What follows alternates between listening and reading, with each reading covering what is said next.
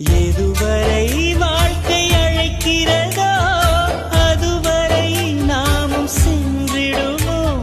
விடை பெறும் நேரம் வரும்போதும் சிரிப்பினில் நன்றி சொல்லிடுவோம். பரவசம், இந்த பரவசம் எந்நாளும் நெஞ்சில் தீராமல் எங்கே வாழுமே. கடவுள் தந்த அழகிய வாழ்வு